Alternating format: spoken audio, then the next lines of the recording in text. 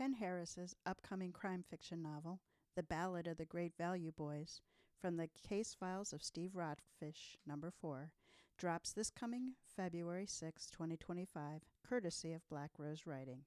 Private investigators Rockfish and McGee assist a friend whose plan to grift a violent militia goes awry.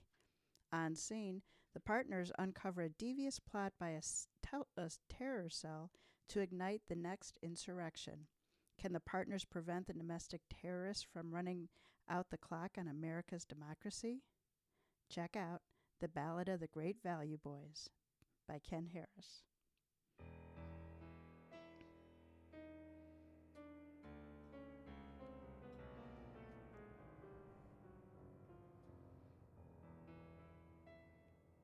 Welcome to Mysteries to Die For. I am TG Wolff, and I'm here with Jack, my piano player and producer. This is a podcast where we combine storytelling with original music to put you at the heart of a mystery.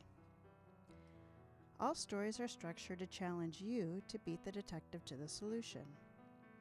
These are arrangements, which means instead of word-for-word readings, you get a performance that's meant to be heard. Jack and I perform these live, front to back, no breaks, no fakes, no retakes, no matter how much I beg. I even try to bribe him, still doesn't work. This is Season 7, Games People Play.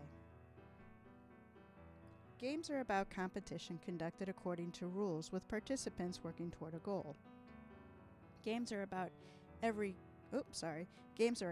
of every culture and are one of the oldest forms of social interaction and engagement. Games can be fun, challenging, and exhilarating. They can also be intense, cutthroat, and lethal. This season, our authors have fashioned deadly games and unscrupulous villains to test your detection skills. This is episode 18, and that original LARP game, War, is the featured game. This is Did Not See That Coming by Ken Harris. 2 listener notes before we get started. First, this is a 2-part Mysteries to Die For. Half of the story is in this episode, and the rest of the story, plus the deliberation and the big reveal, comes next week. So no toe tag next week. We will have the second part of this story. And second, murder and solving it is our thing here at Mysteries to Die For. But today's story includes some real-life topics that some audience members may be sensitive to. This includes violence against children, bullying, and anti-Semitism. So with that, let's go ahead and start Did Not See That Coming by Ken Harris.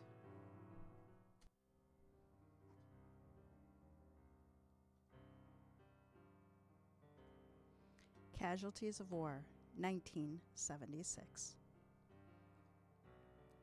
Gladys Lazar watched her daughter Karen sprint from the front window to the mudroom. On this mid-November Sunday morning, 3 of Karen's classmates raced by on bikes. The boys passed without slowing down or so much as a wave. Their actions didn't surprise Gladys. The Lazars had moved to New Jersey 90 days prior, and Karen's new friends weren't yet aware of their designation. The 8-year-old attempted to befriend anyone her age in the small farming town of Ewan. Ora Elementary was 4 miles away, farther than either parent was comfortable letting Karen pedal on her own. With a single car, playdates weren't often. After school and on weekends, Karen fended for herself, and that included attempting to buddy up with the neighborhood boys. Now, Gladys wasn't a fan of her daughter's desire to gallivant with them. The bumps and bruises Karen came home with after roughhousing sessions triggered strong maternal feelings, but her husband, George, pushed aside her worries. She's going to be part tomboy in this rural community. You might as well accept it. He had ignored the rest of Gladys's concerns. His attention instead focused on the newspaper. With the country's bicentennial 8 months away, the town planned a Revolutionary battle reenactment. Karen tugged at her mother's dress as she walked by, and Gladys's mind returned to the present. Her daughter now stood at the back door, coat on, and waited for permission. "There's no hunting on Sunday, but try to stay out of the woods anyway," Gladys said in a stern, no-nonsense tone. Hunters are supposed to wear bright orange, but a lot of the locals around here aren't the most ethical. Karen had turned and taken off before Gladys finished. The screen door slammed as she stepped over to watch her daughter pedal up the driveway. She wondered if Karen had heard a word she said, or if George would need to discipline her later that afternoon.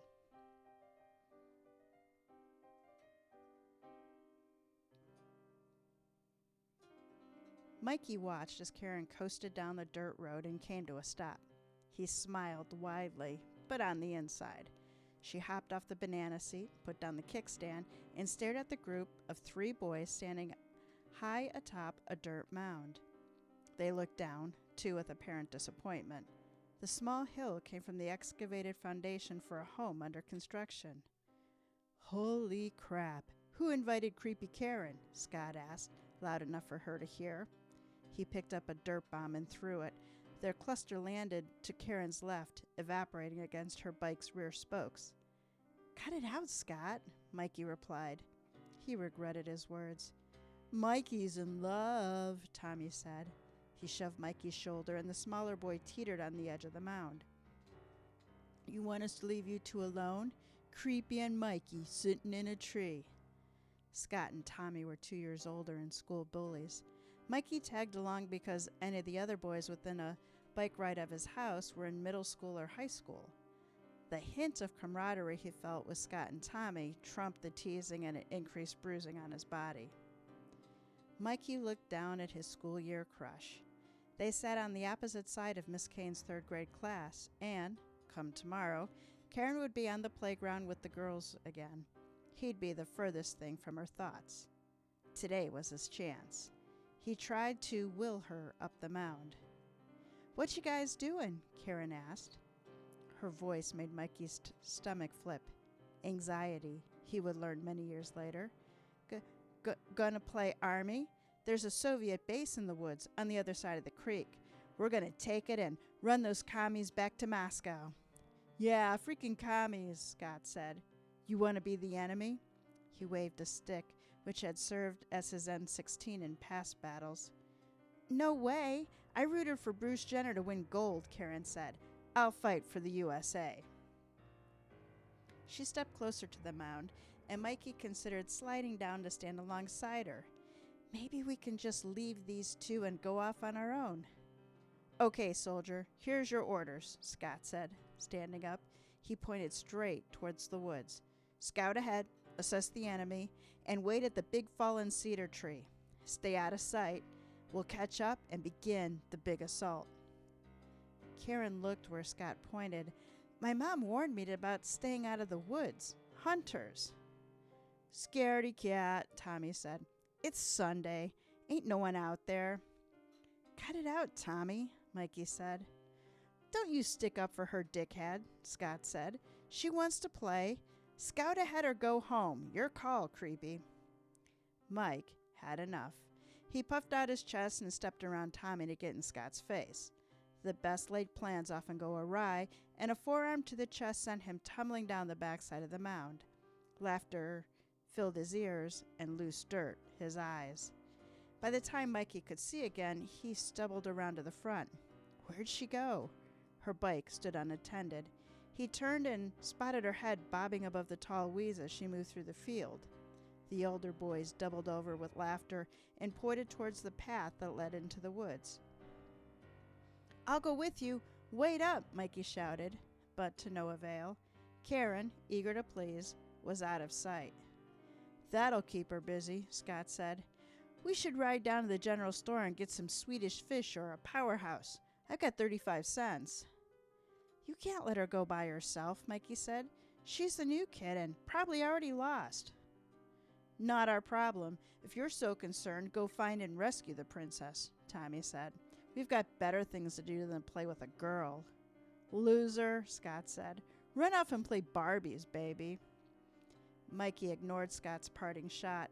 He glanced at his bike, but riding across the overgrown field would be impossible. He put his head down and ran. His mind split between his so-called friends laughing and the path to his first kiss. The woods, out of sight of prying eyes and a future teasing.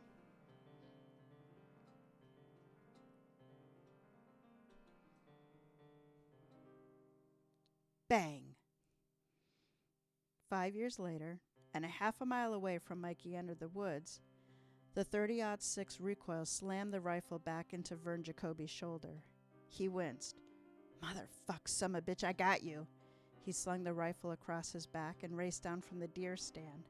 A thin layer of snow, the first November fall since '79, coated the forest floor and would make tracking the wounded buck easy. The blood trail led him down a ravine, across a creek, and onto the Linwood property. "I need to find this damn thing and haul it out before the old man spots me."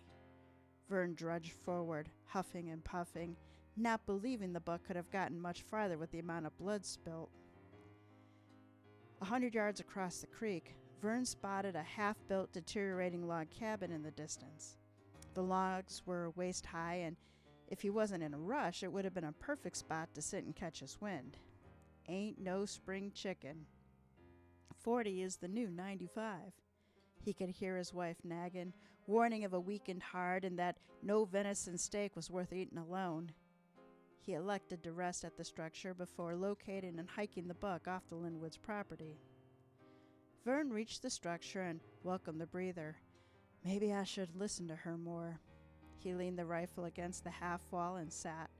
Coveralls met rotted wood for a half a second before giving way. Vern toppled backwards, ass over elbows, and a shot slipped from between his lips.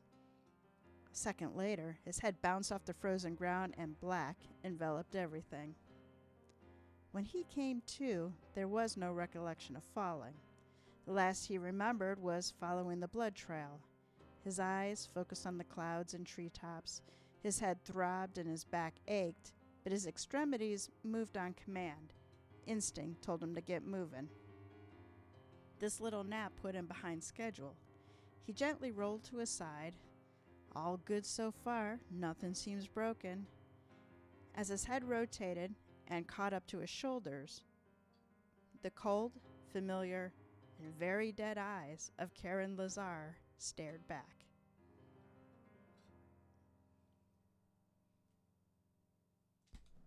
Oh no, who would have guessed? A body. I know, in Mysteries to Die For, it's a body. Oh my gosh. Well, at least she's not 8 years old anymore. What do you mean she's not 8 years old anymore? Isn't this 5 years later? Yes, but she disappeared when she was 8 years old. So she disappeared? She's still 8 years old. Well, now she's 5 years older than a dead 8-year-old. Okay, I regret that previous statement, and I would like to retract it. I heard myself say it, and then I heard myself say it again, and I went, should you have said that, Jack? Anyway. She went missing? She went missing. How do you know that? Because I read the whole story. Okay, well, you just... we have to edit this part out now. No, we can't edit this part out. Well, now the audience knows that she went missing 8 years ago, and that's an 8-year-old he found. I thought that was like a 13-year-old he found. A lot better than an 8-year-old, apparently, according to me. 5 years after Karen disappeared into the woods, she was found dead. We already heard that? Well, if you put that... Wow, you just gave away the whole plot of the story. No, now I know who the didn't. killer is. No, you don't. Yep, I do. We're on, like, the first 10% of the story. It was the janitor. With the lazy eye. With the trebuchet? Uh-huh. But the lazy eye isn't actually lazy. It's just a contact that he puts in sideways. He can see fine. That is so weird. Anyway, let's continue with the dead 8-year-old. Let's continue. Wonder Twin powers activate.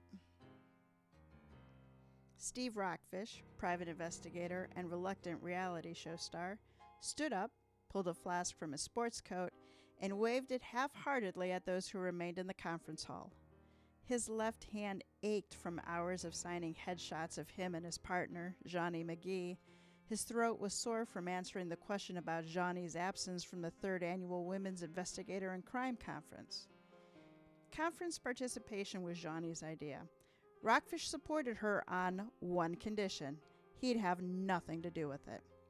Her torn ACL and impending laparoscopic surgery. You don't know how many times I practiced that word and I still messed it up. Laparoscopic surgery threw a monkey wrench into their agreement. He ended up covering for her absence, but only after exhausting every other way out. After a short nip, Rockfish returned the flask to his pocket. He noticed a woman in a business power suit walking toward him, hand raised. Jillian Emerson, a conference executive, made sure he didn't miss any of his commitments. He wondered what she needed, and then he realized he failed to look at his itinerary, post-autograph, and selfie session.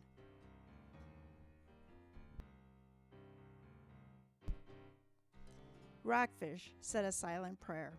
His room, a few floors above at the Marriott Courtyard and Conference Center, was calling. Mr. Rockfish, hold on a second.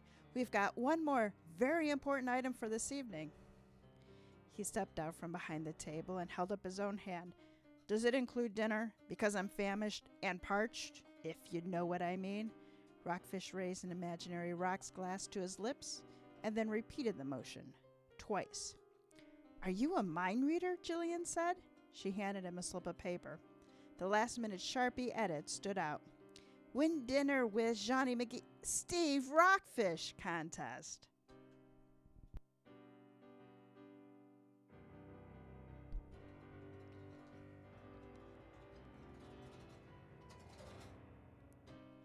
Rockfish and Jillian approached the conference center's restaurant. He spotted his dinner companion in a booth to the right of the hostess stand. The blue hair and cat glasses were hard to miss. What am I supposed to talk about with this old broad from Titanic? As if she read his mind, Jillian handed Rockfish a second piece of paper. Here's some background. She fancies herself an amateur rockfish. Estelle Cummings, sleuth and Social Security recipient, had entered the contest on a whim. Her notoriety had come through help provided to her local police in solving a murder. Her efforts, single-handed, identified the perpetrator and motive behind the death when the authorities had grown complacent and all but given up. Rockfish looked up from the paper to the booth. Estelle raised her head and frown on her face defined disappointment. That makes two of us, honey. Not to mention, I already know this facility doesn't have a liquor license. He thought about asking Jillian if he could run up to his room for a refill, but he sucked it up. Sooner we start, the sooner I'm imbibing and watching the game. Jillian made the introductions and then, reading the room, spun on her heels and left. Rockfish slid into the booth opposite Estelle and forced a smile. So, Mrs. Cummings. Estelle, I'm not that much older than you. I can't believe Johnny couldn't make it, Estelle said. You could have pushed her in a wheelchair. It's not like she would have had to stand. Look, Estelle, I see you're annoyed about having to settle for the first name on the marquee, but I got stories. If you let me run upstairs and refill this flask, they'll only get more entertaining. Only if you figure out a way to return with Johnny, Estelle said. I won this contest, and I shouldn't have to settle for a consolation prize. I have something to speak to her about. She dropped her head and shook it. A waitress approached the table, but Rockfish waved her off. He pulled two menus from behind the condiment station. He slid one to Estelle, and he had an epiphany. Hey, Grumpy, what if I call Johnny? Better yet, FaceTime. Would either of those get you to stop with the long face? Would you even know how to set that up? She asked. You look as tech-savvy as my husband. Rockfish ignored the barb and reached out to his partner, the more popular star of the Nicola TV docuseries, which highlighted the more outrageous cases. Johnny had been Rockfish's partner for close to 4 years, and the lesbian black hipster hit all the fan buttons that a middle-aged sarcastic part-time lush didn't. Rockfish handed Estelle his phone and stepped out to give the now giddy fan her privacy. He exited the restaurant and headed toward the hotel lobby. He sat on a bench next to a large fake fern. From the seat, Rockfish watched as Estelle's head bobbed back and forth. I knew that would save the day. Without his phone, Rockfish reached inside his jacket and drained the last drop. After 20 minutes, which felt like hours, Rockfish stood up. He walked back to the restaurant's entrance. Hunger pains clawed at his insides. He paced and hoped Estelle would notice and wrap it up.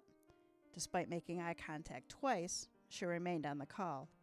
Rockfish then passed by the booth on the way to the bathroom and glanced down. The women were deep in conversation. How serious could this be? Say a nice few things and then offer to send her one of those Johnny Jr. detective kits that the network couldn't move after season 2. On his way back, Rockfish felt a tug on his arm. Estelle waited for him to sit back down and then handed him the phone. Johnny stared back with a shit-eating grin. Hey, Steve, remember how you preach we have to trust one another? Yeah, Rockfish replied. He braced for what was next. Well, Estelle recounted a cold case, and my interest peaked. Not to mention, we've got some downtime coming up, and get a load of this. The original case took place back where we met, South Jersey, 45 minutes over the bridge from the conference. A little pro bono work might be a PR opportunity for us.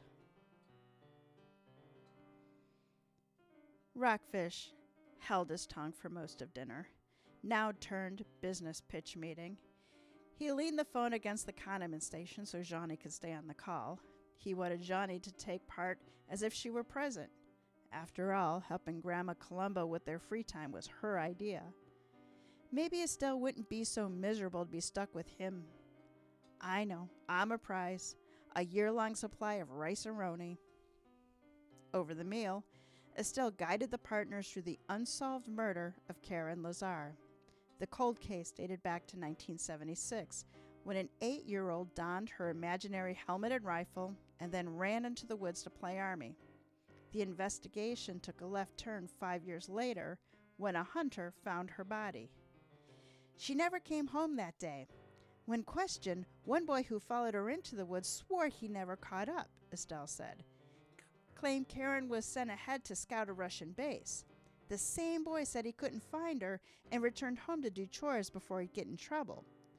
Early in the investigation, the police cleared 2 other kids who were playing but never went into the woods. Many townsfolk saw those 2 throughout the rest of the day riding their bikes around town. War? Army? The 70s were something else. Johnny looked perplexed. Modern-day version of cowboys and Indians, Rockfish explained.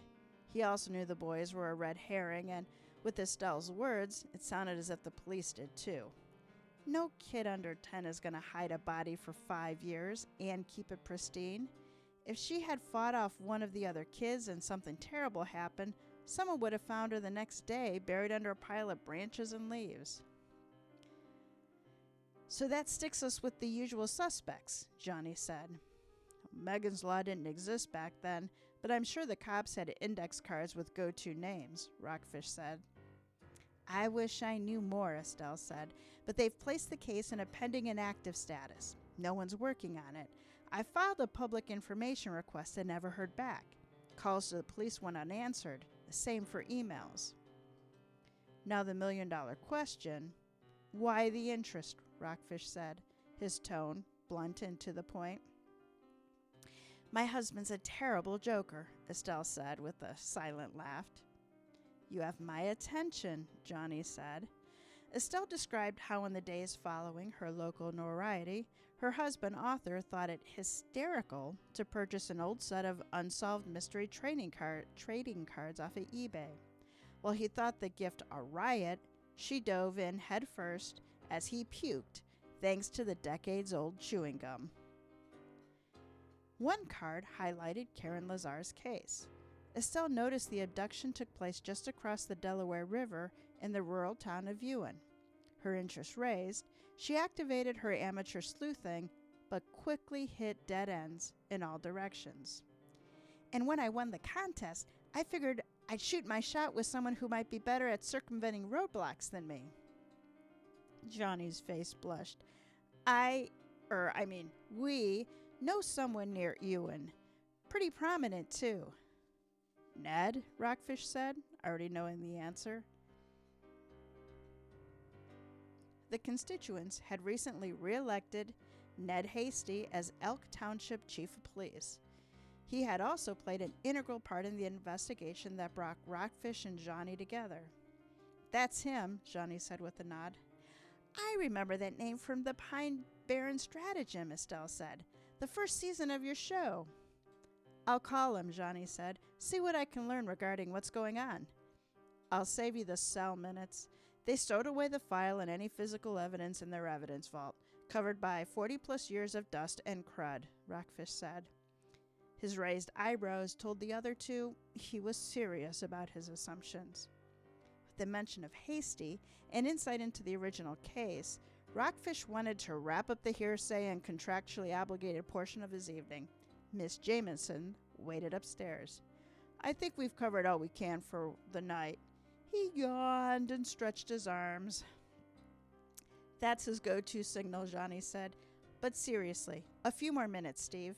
From what little I know, we can narrow it down to the guy who found her, local identified pedophiles, and someone with a body-sized deep freeze, if they're still living.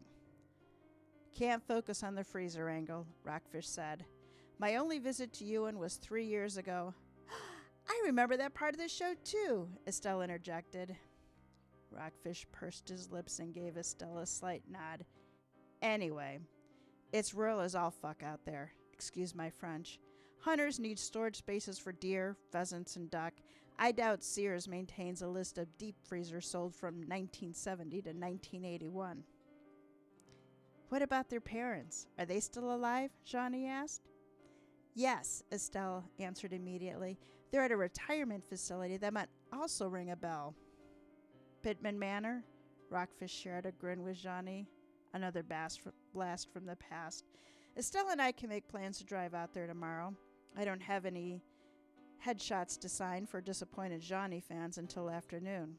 After that, we can regroup here with Max Headroom and catch each other up. Sounds like a plan, Johnny said. I have some research ahead of me, and I'd like to get started before my next painkiller cocktail. After that, all bets are off. Rockfish shook his head for the millionth time as the two women laughed. I told you she was dead. Those are some morbid playing cards. They match the ones that you've been collecting, although yours are just twisted. Mine aren't of real dead people. And, like, it's they one weren't thing if playing it's like, cards. This might have been a case of larceny. No, this woman died. They this weren't 8-year-old died 30 years ago. Just to clarify, don't you want to own a playing card with her just dead to clarify, face on it? they were not playing cards; they were trading cards. Oh, so much better. Would you like, Karen Lazarus or whatever? Lazar? Do you want Marilyn Manson? I don't know. What would be on there? I don't know. I guess I didn't think of it. I just read it and accepted it as I don't fact. know any famous, real, unsolved murders. Thankfully. I feel like there's some popular ones out there.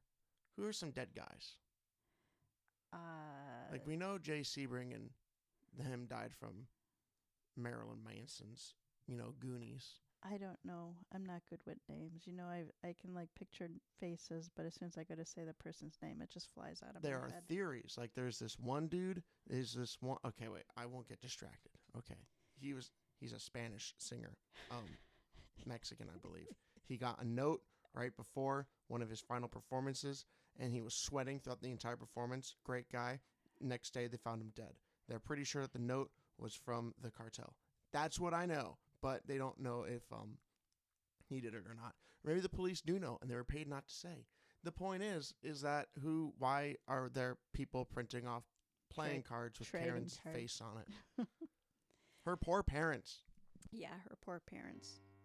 Before we jump back in, I want to remind people that Mysteries to Die For remains ad-free in exchange for making you not hit the fast forward button. So don't do it because don't do it. Just don't do it.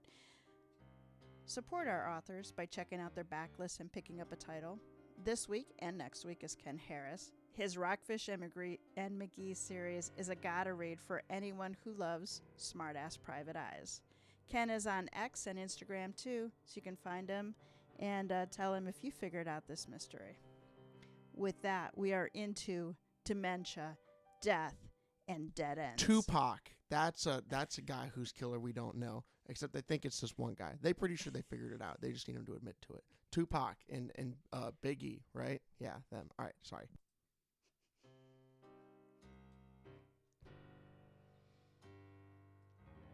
Rockfish pulled into Pittman's Manor parking lot and had to take a space far from the front door. Visiting day, or is the place at capacity? I hope I don't have to carry Estelle on the way back. Rockfish wasn't sentimental, but he couldn't help memories of his last visit flooding back. The height of the pandemic, masked up and considering a Tyvek suit, a gold medal line of bullshit to get past the front desk, and of course, meeting Gertie. The information she provided that day put Rockfish on a collision course to meeting, working with, and eventually partnering with Johnny. Rockfish held the front door open for Estelle, and she approached the young man behind the front desk glass. "I got this," she had said back in the car. She surprised Rockfish with her confidence. "If you don't, we're going to have to change clothes and come back during another shift to try," Rockfish replied. He lingered back as instructed inside the front door. A minute later, Estelle stepped away and waved him over. She held up 2 visitor stickers. 127, she said with a wide grin. "Quick work," Rockfish said. "Not to question your methods, but damn, game recognizes game." Sometimes it pays to play old and lost with a touch of senility. She looked around and pointed. "Come on, I think it's this way." They followed the sign for rooms 110 to 130 down the hall. Rockfish remembered the atrium as they approached. Hasn't changed a bit in 4 years. People parked and forgotten about. Residents, some upright, some slouched over in their chairs, but all strategically positioned in such a way that the sunlight engulfed them. One in particular caught his attention, and he begged off. "Give me a second, I'll meet you there," Rockfish said, veering off course with no more explanation. He crossed the atrium and approached the woman, who looked out over the azalea-filled courtyard. He bent at the knee and made contact. "Gertie? It's Steve. It's been a while." No reaction. Her eyes were vacant, emotionless as her face. Almost dead. Nobody home or somebody deep in meds. He reached out and took her hand. He hoped for a squeeze or any type of reaction. Nothing. Rockfish stood up and gave Gertie one last shot at recognition before needing to catch up with Estelle. He stood there for 5 minutes before he squeezed her shoulder, audibly sniffled, and walked away. Rockfish sped up and turned the corner for the correct wing. He imagined Estelle standing outside 127, running out of patience, but saw her conversing with an elderly couple. The man turned and opened the door, while the women waved Rockfish over. He lengthened his stride and followed everyone through the doorway. The small room resembled an efficiency apartment, minus the kitchenette. Pittman Manor's cafeteria served all the resident meals. The dining hall provided a chance for residents to leave their rooms and socialize. Against the far wall, a small flat screen aired The Price is Right. The volume muted, Gladys and George Lazar, in their early 80s, if Rockfish had to guess, sat on a small love seat facing the television. Estelle took up the only other armchair, leaving Rockfish to sit on the edge of the couple's bed. After introductions, Estelle wasted no time and dove right into the reason behind the visit. "And if the staff asks, I'm your second cousin," she said and winked. "And thank you for not pulling the alarm and agreeing to speak with us," Rockfish said. The Lazars looked comfortable on the couch, at least to him. "They have ushered me out of here in the past. Surprised someone hadn't posted my picture behind the desk." He laughed. Anything to lighten the mood for the next subject. "No, we appreciate you looking into what happened to Karen, but I'm not sure if we can add anything additional. We've talked to everyone," George said. His wife nodded in agreement. "None of it has done any good." "The police hit a wall and didn't seem interested in moving on. We've come to grips with the fact that there may never be closure," Gladys added. "She'd have been 56 this year. No one other than us seems to care." Rockfish saw the tear form and swell before it streamed down her cheek. He stepped toward Gladys and reached for her hand. At the same time, George put his arm around her. "For all things, Yahweh," George exclaimed and raised his hands upwards. "The whole mess still makes me think that there was something more to it than they told us. Kids playing. How could this happen? Pretending to be soldiers? A stick to the eye or skinning a knee falling down when pretending? Those I understand. Bandages, yes. A burial? Never." "Calm down, George," Gladys said and patted his thigh. "I don't want to upset you, but if we're going to take a fresh look at this, I have to ask the tough questions," Rockfish said. "The easiest way is not to pull punches and to talk freely, but if you get to a point, well, we can continue later." He waited for a sign of recognition from the couple before continuing.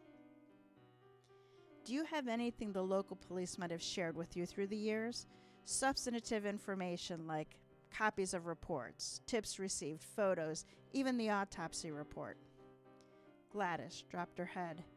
George pulled her close and kissed her forehead. He leaned forward and locked eyes with Rockfish. "Our faith forbids mutilation, to provide the body with the utmost respect and honor. It didn't matter what that monster did to her. Our laws wouldn't permit our allowing another to pick up a knife. If our rabbi deemed her body impure, we couldn't bury Karen. So no, there is no coroner's report." Estelle scooted her chair closer to the love seat and gave Rockfish a look that could maim, if not kill. "I apologize for Steve bringing up such an emotional topic. He meant no harm." "Emotional? No part of this discussion is sunshine and roses. See how far she gets with kid gloves." Rockfish took a step backward toward the bed and crossed his arms. "But if there's anything you can lend us to review, a fresh set of eyes with experience could find that nugget others glossed over. Maybe suspects you felt needed to be looked at harder at, what happened all those years ago." "Harry Hardison, Mikey's father," Gladys said without hesitation.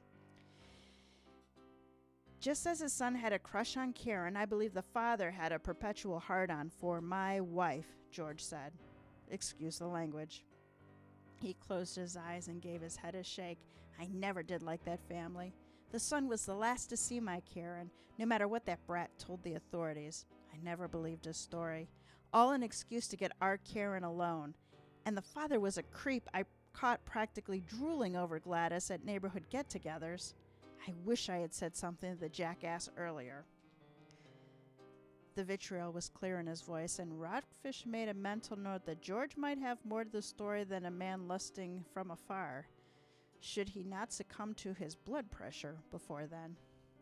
"You should have," Gladys said between sniffles. "There was a time that the Magruders, when he threatened to—" Rockfish watched in disgust as all it took was a glance from George and Gladys shut down, as if someone pulled her plug. She'd seen that look before and is well aware of the consequences. A man capable of violence? "We'll definitely look into both the Hardisons." Rockfish gave the couple an assuring nod and circled back around to his original ask. "Again, anything we can take with us to review, and of course, return." "We requested her official file years ago," George said. "Expected little, and the department being so small, we were right. We received 6 pages, with the majority redacted, but the officer didn't do a great job. If you hold the paper up to the light, you can see through the parts with the black marker." "Well, I was hoping to copy in return, but it sounds like we'll need to hold on to it," Estelle said. Her face flowed with the emotion of a caring grandmother. "If that's okay with you, of course." Gladys nodded and George stood up. He walked over to a closet and returned with a hat box. It rested on his lap as he slid the lid to the floor. "Honey, look, her kindergarten perfect attendance certificate." Rockfish listened with one ear as the couple reminisced with each piece of paper. After all, they said they had nothing new to offer. With their age, I wonder if collective recollections change. Estelle can fill me in on the drive back, as Johnny's research should provide a less emotional picture of what happened. But the police report was an unexpected score. Rockfish now had something to look forward to before flipping the switch from investigator to autograph/selfie monkey.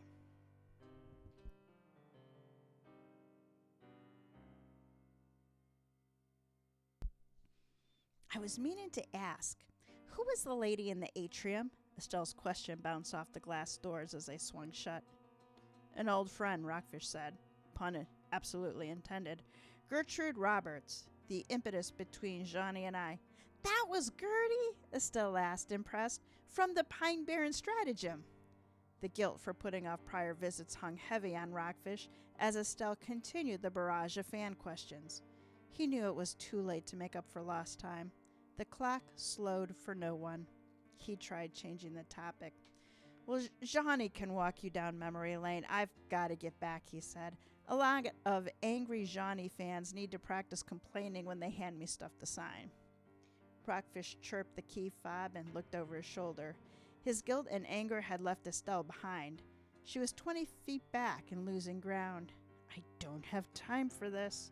But he waited and continued once she buckled in. This afternoon, you'll need to go through those papers. Find us something to act on. Quick. I've got an actual job to get back to. You can take that however you like, just stating the facts. Rockfish shifted into drive and the car lurched forward. He assumed he'd have time later to remove his foot from his mouth and repent. Did you notice that Gladys barely said another word after she brought up Harry Hardison? Estelle said, ignoring Rockfish's snarky comment. Nice catch, Rockfish said, meaning it, and even less once her loving husband gave her the stink eye. There's something there for sure, more than either of them lets on. Unless George is in denial, Estelle said. Long time to sit in the dark and disavow possible indiscretions. Johnny once explained to me the word cuck. Might fit in here, in this square hole. Rockfish grinned.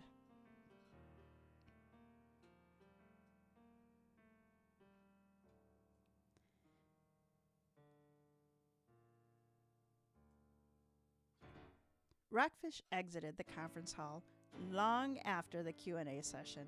He kept his head down and ignored the few shots of his name. The conference's last day had dragged on, and he'd lost count of the number of times he cursed the idea of ever coming. The crowd, which he hoped would shrink once word of Johnny's unavailability spread, had only grown. He rubbed his wrist, sore from signing, and closed his eyes. The inside of his eyelids popped white with simulated camera flashes. Autographs and selfies weren't enough for some. A few had slid their resume across the table while snapping a picture. Rockfish assumed most were influencers looking for clout or free promotion via his hard work. Not a one could pull off peeing in a Gatorade bottle on a log stakeout, let alone have Meyer Johnny's back. Glory hounds. The whole lot of them could selfie themselves off the edge of the Grand Canyon, and I'd lose no sleep. He glanced at the digital clock above the elevator door. 10 after 5. Over an hour late. No time to change or pour some relief. Pro bono duty calls. The elevator opened on Estelle's floor, and 10 paces later he found her room door propped open. We thought your fans had torn you to shreds, Johnny said. Rockfish heard her voice before seeing the face on the laptop screen set atop the coffee table. The Beatles don't have a thing on Steve, Estelle said with a laugh and patted the empty chair next to her.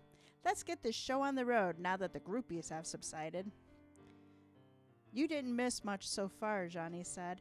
We only solved the case, but don't worry, we'll give you credit in the press release. She raised her wine glass. Excellent.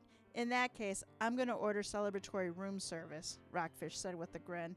I figure Estelle's probably already eaten, early bird special and all of that. This place has to have chicken fingers, or do I need a kids menu? While you try and find something, I'll start with my call with Ned, Johnny said.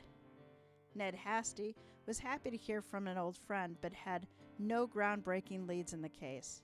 In fact, with budget constraints and manpower issues, the Elk Township Police Cold Case Squad, previously composed of an old grizzled officer, had ceased to exist. Ned offered to work with any leads that come our way, Johnny said. He's also willing to dust off the case file for us. You have to physically go there to review it. He was adamant. You can't take it off the property. Rockfish wasn't surprised. The man remembers me. I'll give him that. He provided one bit of helpful information from a quick review of their case management system. Johnny stopped and took another sip from her wine glass. Rockfish noticed he and Estelle had leaned in closer. Anticipation. That was the old ketchup commercial, right? Back in the day, the officer assigned kept Karen's belongings well preserved. Years later, when the DNA analysis became a thing, the previous chief sent everything off to the state police crime lab. And then, with technological advances in testing, despite the lack of fluids, trace DNA was uncovered. Let me guess. Unidentified male DNA, Estelle said and rolled her eyes. Correct, Johnny replied. They uploaded the profile into CODIS years ago, but to date, not a single hit. Rockfish noticed Estelle's eyes continued around for a second loop. Ned's number 1 on tomorrow's visit list. We'll blow the dust off and see what's what. Rockfish stood up and stretched. How much longer for my chicken fingers and fries? Relax, it's my turn, Estelle said, pulling Rockfish back down by his shirt. It didn't take long to get through the papers from the Lazars. Not much there. Rockfish took his turn, rolling his eyes, and Johnny caught it. Hey, don't even start, she snapped. Estelle might save you some time tomorrow when you sit down to review the unredacted version. Estelle glanced down at the handwritten notes in her lap. She swallowed hard before speaking. The police provided these reports, I'm assuming, to placate the family. The Lazars pushed and the police relented, gave them something, hoping to shut them up and perhaps keep them out of the officer's way. We couldn't expect them to show their whole cards, Steve said. Next thing you know, George is out doing his best vigilante impression, while officers try to track down leads and make an arrest. True. I can only hope your friend doesn't hand us the same stack, Estelle said. Keep going, Rockfish said. I'm going to stare out the peephole for the chicken finger guy. Good thinking, Steve, Johnny replied. That will definitely speed up your order. If you two are done, Estelle said with a shake of her head, in a nutshell, the list of suspects detailed in these reports were all run to ground, and the active investigation slowed to a stop. Doesn't imply that we will, Rockfish said from across the room. We'll find something they haven't. Estelle spoke of the police's original suspect, a mentally handicapped man who lived near the township landfill in a tar paper shack, listed as Rudy, last name unknown. The man cruised the elementary school on his bike and had to be run off several times. Sounds promising, Johnny said, scribbling notes as Estelle spoke.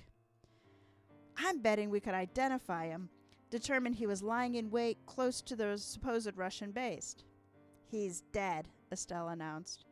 Next, Rockfish shouted, eyes still to the peephole. Vern Jacoby, Estelle said. He's the man that found Karen's body. The police might have interviewed him further, but the report didn't get to the family. I Googled, and he's alive, lives on the outskirts of Ewan. Sounds like a date, Johnny said. Then compare his current story to the one hopefully in the official report. Time could trip him up. Estelle's last suspect, or witness, depending on who the police spoke with, was Mikey Hardison, the boy who followed Karen into the woods but claimed to have never caught up with her. Again, no evidence, but the consensus was he was holding something back. Involved? Maybe. Alone if so? No. The thought was he was covering for someone or something that might have seen that day or at some point. So, to recap, Rockfish said. He had finally turned away from the door and stepped back toward the meeting area. All we got are dead people and dead ends. Awesome. I think we've got something to move on, Estelle countered with, we could... Knock, knock, knock. Saved by a kid's meal, Rockfish said, and opened the door. I'm going to be stealing the chicken finger guy quote. Every time I go to Raising Cane's, I'm going to be like, that's the chicken finger guy. I like that. That's a good one. That's a keeper, Ken. I like that. That's a keeper. There's a couple keepers in here. There were a couple good ones. I only stumbled over one of them, so I hope you all caught them. I will say, I hate Estelle. You hate Estelle? Is it my Unfortunately. Estelle voice? Maybe. Oh. Maybe. Sometimes I wonder, I'm like, this is a really hard and gritty story. And then you're like, so Estelle here is sitting in the cafeteria. And you're like, I don't know if this is how it's supposed to be written. Well, she's like this senior citizen lady. Yeah, that's why I hate her. I'm Aw, sorry. I'm dude. kidding. I'm kidding. Well, and Estelle is a carryover character from another episode that Ken wrote for us with the flasher, the I don't think I liked her in that one either. I have to go back and listen. I'm just assuming. I don't know that I had the same voice for her in that episode. Who knows? But yes, Estelle was Ken created Estelle for us in that Live Free or Die Jacking episode. Yeah. The season that was Things That Go Jack in the Night. Ew. Anyway. Look, it would be cooler if it wasn't my name that they were talking about. Like, think about it. Think about it. Imagine if your name meant what jacking it means, okay? Imagine if they were like, huh, I'm just going over, just, bobbing it over here. Okay, that's weird. I don't think you can use Bob as an example. Bob, there's a lot of different ways Bob is used. I'm just Jeremying it. I don't know. There's a good example. There's a couple I'm names. just Estelling it. I'm See, just it's Estelling creepy. it. It's creepy. You could rockfish it. Ew. Ew, I don't like that one. What would it mean? Because rockfish, there's multiple connotations you could take out of it if you really wanted to. You could. But I think I regret this train of thought. Let's move on. We are going to move on to Goodbye Cold Case. Hello, Lukewarm. Hey, it's Luke. Warm. Rockfish walked across the municipal field where Estelle sat at a picnic table. He carried brunch water ices in each hand. The food truck only had vanilla. At least he was getting his favorite. Off in the distance, a Little League team practiced sliding and pop-ups. The morning visit to the Elk Township Municipal Building had been shorter than either expected and took less time than the backslapping reunion between Rockfish and Ned Hasty. 2 boxes of evidence waited for their review in a conference room. The first contained Karen's clothes and a single slip of paper which noted her winter jacket, polyester pants, sweater, and underwear were found in almost pristine condition. The report indicated no rips, cuts, or dried fluids of any kind were found on any of the articles. The second box held reports, interviews, and tips from the public. What are we going to do with the rest of our morning? Rockfish sat down and handed Estelle a small paper cup and a wooden spoon. Steve, I agreed with your decision to leave the building before we discussed anything, Estelle replied, already digging into brunch. We don't have to worry about anyone listening out here and how they might take constructive criticism. Despite the police's lack of attention to detail and the minuscule amount of reporting, Rockfish felt there were a couple of takeaways from the morning's document exploitation that required discussing. Neighbor 1, requesting anonymity, he explained, mentioned the Lazars were active in the neighborhood's key party scene. All the rage in the 70s, but I wouldn't know anything about that, Estelle said. The games people play, kids and adults. She giggled and took a moment. That's our season name. It is our season name. Thank you, kid. She giggled and took a moment to compose herself. Their words sound more like sour grapes over not being invited instead of actionable information. Motive comes in all sizes and shapes, Estelle, Rockfish said. Could be something to it, but there weren't any other mentions of swinging in what I saw. Jealousy or religion, she said. Pick one. Wife swapping. Harry Hardison could have caught feelings or carried a torch for Gladys. Makes sense why George mentioned the man's lusting, but stopped short of the rest of the story. The second item, which raised Rockfish's concern, was an internal report which floated the theory of Karen as a runaway. The police not only considered it, but up to the day the hunter found her body, it was their leading one. No interest in this girl as an actual casualty of a pretend war. They viewed her as wanting to intimidate older hippie types of the neighborhood and escape the draconian life under Mom and Dad. Rockfish shook his head before he finished. Unsurprisingly, the report didn't mention the source of the rumors. She was 8, Estelle said with venom. What's wrong with them?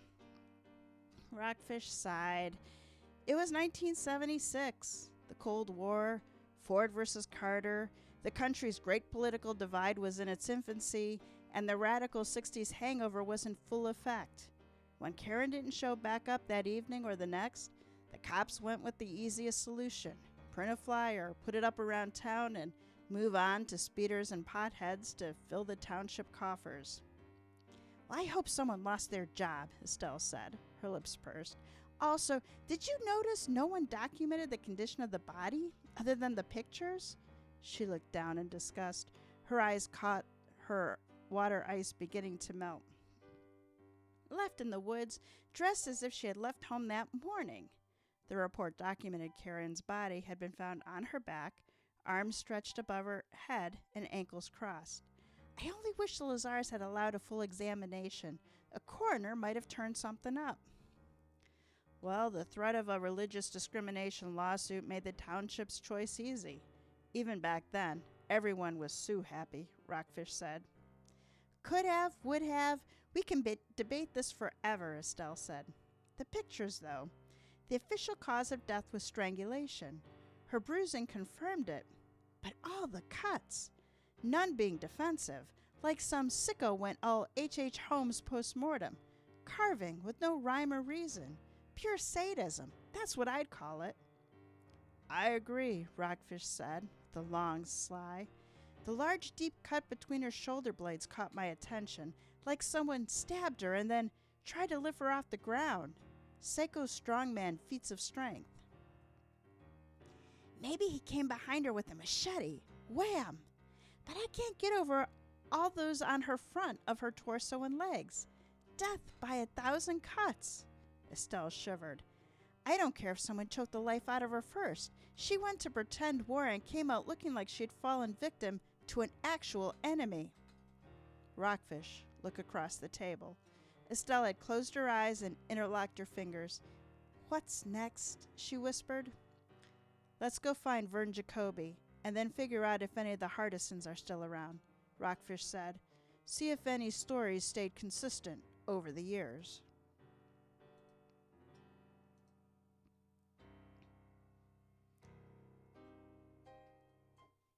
Rockfish gripped the steering wheel and white-knuckled his Dodge Challenger down the windy dirt road. It was comprised of 2 tire tracks through an overgrown field. His foot rode the brake pedal in fear for the car's undercarriage. Gas station coffee sloshed with each crater. His eyes moved to the right where someone had staked another "No trespassing, Pro 2A" sign. I'm not sure I got the point with the first half a dozen signs, Rockfish said. He looked at Estelle in the passenger seat. She had one hand on the door and the other braced against the center console. Jacoby might not be too amiable, so I brought along a pint of Jim Beam in case he needs convincing. What if he shoots the bottle? She asked. He eased over another rough patch. Then this will turn into more of an interrogation than fact-finding. Jagged glass against a corrodor does wonders for attitude adjustment. The road curved left, and behind a winding row of northern we'll just call them trees, Vern Jacoby's dilapidated single-wide trailer came into view. Sheets of corrugated green fiberglass covered what Rockfish assumed were gaping holes. To keep something out or in? He shuddered at the thought. Maybe we found our guy. Riding and push mowers in various stages of undress littered the knee-high wheat-filled front yard. A shirtless skeleton draped in overalls stood hunched over one piece of equipment. At that moment, the car bottomed out. Shocks squeaked, and Jacoby turned. He reached for a shotgun hidden in the weeds at his feet and swung the barrel toward the car. Whoa, scrunch down, Estelle, Rockfish said. Let me see if I can convince Gabby Hayes here we come in peace. 5 minutes and an exchange of bourbon later, Rockfish waved to Estelle. Old Vern here was ready to fill me full of buckshot until he learned we weren't from the government. Ain't got no time for Obamas and the like, Jacoby said. He unscrewed the bourbon's cap and took a long swig. But when Stan here told me you's trying to find little Karen's killer, well, this old Moore ain't going nowhere. He walked Rockfish and Estelle over to folding chairs situated around a small rock-lined fire pit. Tell you what, I spent no time in town. Didn't know them folks much. I hung out at Carlson's game processing. A lot of us good old boys killed time there when bitches rolled our asses. Rockfish glanced at Estelle. You gettin' this? He asked, as Estelle furiously wrote on a small pad. If you's taking notes, Carlson is spelled a funny kraut way, Jacoby said and drew a weird symbol in the air. It's something weird that looks like a B but stands for a double S. I remember it from out front. Got it, Estelle said. She crossed out Carlson and wrote Carlson below it and nodded. Well, I spent hours there having kills processed and packaged up or buying some venison on the side when I couldn't hit the broadside of a barn. That old German was cheaper than any supermarket. Had shit yous couldn't get anywhere, that's for sure. Jacoby paused and redressed the top of the bottle. He swallowed hard before continuing. The owner, Manfred Carlson, always had Karen's missing person flyer up by the pickup table, right next to the political poster from '68. Never understood that one. George Wallace for president? Good guy, but Nixon was never going to lose. Anyway, she was the first thing you'd see when you walked in and grabbed your shit.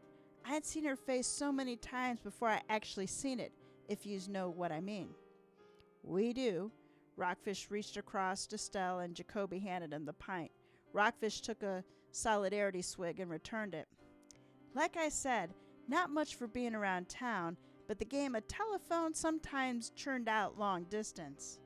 Rockfish's ears perked up. If this guy hits on the wife-swapping angle, there just might be something to it. It seemed that Harry Hardison and his son both wanted to turn their back on our traditional values. Townsfolk frowned upon spending time with Jews. Back then, some people threatened to do more than frown, but that was just scare tactics. Maybe some Dems to move them on. Those kids played pretend ward, but there were actual lines drawn here.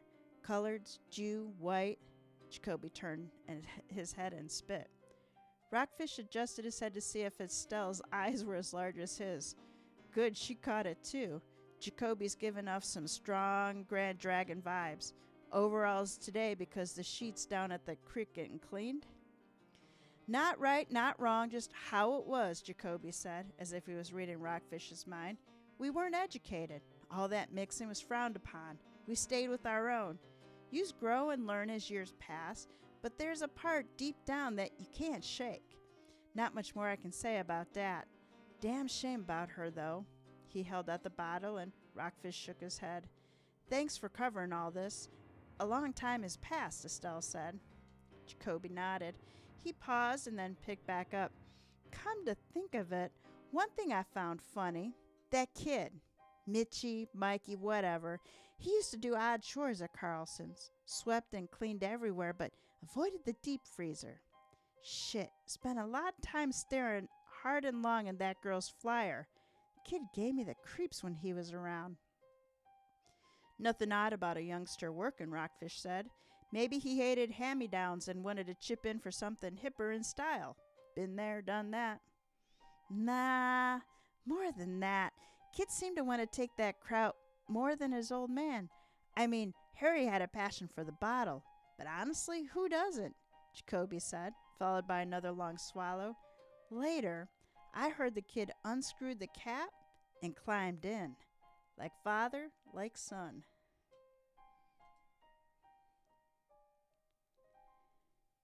Not long after Rockfish and Estelle were back on the paved road. So are we moving on from how her body was preserved as a focus to the KKK didn't take kindly to inter-religion swapping? Estelle asked. For the time being, yes, Rockfish said. We find the right person, they'll confess to as to the how. I have a gut feeling the hatred angle will get us there faster. Look, nobody cared about the swinging, but hang an invitation at the synagogue and rednecks will rile the fuck up. and hopefully someone will talk or remember something. Do you think there was anything to it, she asked. Who murders a child? Beats me, Rockfish said. As bad as things are today, not surprising. But back then, kids lived in the woods, no fear, using their imagination until the dinner bell rang. Yes, but the boogeyman still existed, Estelle replied. He's just more well known now. Okay, so maybe retaliation? Saw something she shouldn't have? Maybe Harry's insides are at war. Lust versus self-hatred for harboring it? Too big a pussy to do something about it himself or the object of his affection? But take it all out on Karen? You heard Jacoby. Affection wanted them to move out. And what stronger message to send? Estelle didn't answer, but Rockfish could almost hear the wheels turning. Seriously, I think it's all fluff, she said eventually. A diversion. But again, maybe the old-timey anti-Semitism angle might have some meat on the bone. Jacoby wasn't too happy about the Lazar social life and hid it badly. Not to mention Mikey's dad seemed to do more of the say as I do and not as I do kind of guy. She took a breath. Where to now? Rockfish was thinking the same thing. Read me Johnny's text from earlier. Estelle pulled out her phone and read, Michael Hardison, Scarpa's Sober Living Facility. That's it? Rockfish had expected more from the queen of research. Estelle scrolled, shrugging. She's probably trying to track down the parents. Great, Rockfish said. He smacked the steering wheel with an open palm. Cross your fingers that the kid is rocking his 30-day chip minimum, else this is a wasted chip. After a wrong turn, Rockfish pulled up in front of an old Victorian home, complete with gables, turrets on either side, and a large wraparound porch.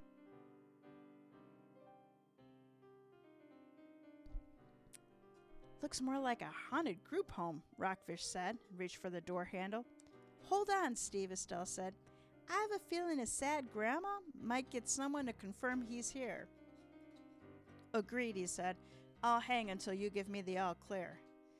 Rockfish watched Estelle slowly make her way up the walk and climb the few steps to the porch.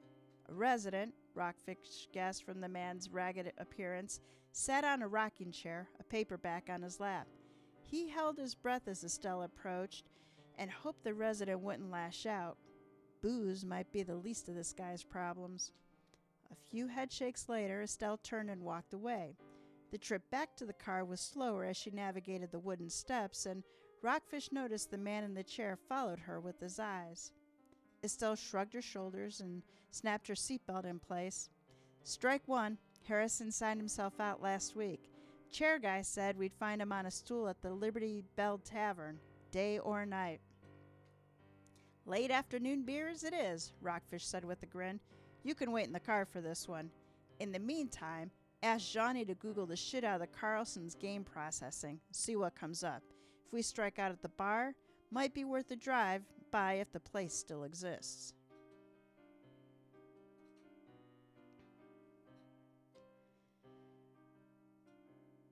The drive to Malaga took 20 minutes and was as uneventful and scenic as Rockfish remembered. Peach orchards, gladiola farms, and tomato fields lined the narrow two-lane roads. Country living looks all right, but Baltimore's always calling, and I'm getting homesick. They passed a road sign stating Malaga was 2 miles ahead when sirens filled the air. Rockfish looked in the rear view and then out front. No flashing lights, but the noise grew louder. He took his foot off the gas and prepared to pull to the side. 100 yards ahead, an ambulance crested the hill and barreled down the two-lane road, straddling the solid yellow line. Steve, you're going to have to get over more, Estelle said, the urgency obvious in her tone. I ain't blind, but I'm running out of asphalt and shoulder. Rockfish tugged the wheel further to the right, but the oncoming emergency vehicle continued to drift closer it got. Estelle white-knuckled her seat. Steve! I see him! Rockfish brought the car to a stop as far over to the right as he could and waited. If he hits us now, I'll take this little community for every red cent they have. He held his breath as the ambulance passed, close enough for him to roll down the window and touch it. You okay, Estelle? Sorry, I yelled, but if I'm behind the wheel, shit's under control. Half of this job is trusting your partner. Why trust when you don't yell? Estelle said sheepishly. What's their problem? Narrow road, high speed, he said. Probably a trainee behind the wheel trying to beat some land speed record to the closest hospital. I don't know. Be thankful he didn't hit us or we'd have to wait for it to come back and pick us up after dropping off the current customer, Estelle said. No way this small town has more than one EMT or ambulance. The rest of the 2 miles were clear sailing, and Rockfish pulled into the Liberty Bell. He parked between a couple F-250s with mandatory lift kits. Place is doing well for pre-happy hour. Few open spots. Estelle waited in the car while Rockfish entered a doorway more up his alley. He spent a longer time inside than she had on the porch earlier, but left with worse results. Anyone could have read the disappointment on his face as he exited the bar. Estelle saw something else. Steve, there's foam from beer on you. You previously ordered on your stubble. Undercover work ain't easy. You'll learn the job ain't all sunshine, Rockfish said, and drug his forearm across his face. Also, short term, we're fucked. That ambulance? Don't say it, she begged. We just missed him, Rockfish said. Up here's Mikey, slogged in at noon, already 3 sheets to the wind, and proceeded to have a seizure. Fell off the stool and cracked his head open. He's on the way to Underwood Memorial Hospital to stabilize and dry out. Our one fucking lead now has a traumatic brain injury. Ding. Rockfish handed his phone to Estelle. Here, you read the text. I can't take any more at the moment. It's Johnny, she said. Both Harry Hardison and his wife, Melanie, are deceased. Rockfish reached across his body for the seatbelt and then thought the better of it. Want to come back in with me? I need a drink. Or 7. The tide of war, pretend or genuine, seems to have turned against us. Okay, we are going to stop there. It was Estelle. Did I win? You're calling it early. Oh, sorry. Do the deliberation. With the trebuchet. Yeah, with the trebuchet in the billiards room. Okay, so just a little recap. Now, this isn't written out, so I could get it wrong. But we have Karen Lazar, who disappeared while playing a game of Army. She was 8 years old when she disappeared. She was found 5 years later. Her clothes hadn't been touched. She was cut up, but she had died from strangulation. Let's see. We'll have to get to the deliberation next time to go through the people who are still alive. Her parents are alive. Mikey Harrison is still alive. Vern Jacoby. But a couple of the people that Rockfish would love to interview, they are not alive. So let me introduce you to Ken Harris, if this is the first time you're hearing his stories.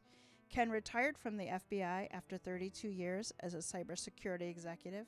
With over 3 decades of writing intelligence reports for senior government officials, Ken provides unique perspectives on the conventional, fast-paced crime thriller.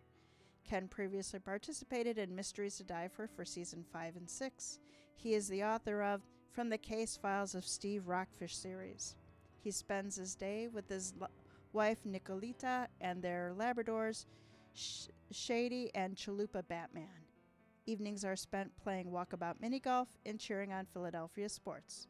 Ken firmly believes Pink Floyd, Irish whiskey, and Monte Cristo cigars are the only muses necessary. He is a native of New Jersey and currently resides in Virginia's Northern Neck. If you haven't gotten it from the Steve Rockfish cases, they are a lot of fun to read. They go places that you will never expect them to go, and Steve and Johnny are just a wonderful detective pair. Highly, highly, highly recommend them. So with that, we will wrap up this episode of Mysteries to Die For. Support our show by telling us a mystery lover about us, subscribing, or giving us a 5-star review. You could check out our website, which is tgwolff.com/podcast for the links to the season's authors. Mysteries to Die For is hosted by TG Wolff and Jack Wolff. Did Not See That Coming was written by Ken Harris. Music and production are by Jack Wolff. Episode art by TG Wolff. Now remember, come back next week, 1 week, for the second half, deliberation and solution of Never Saw That Coming. No, I said that wrong, didn't I? Did Not See That Coming by Ken Harris. All right, Jack, take us out.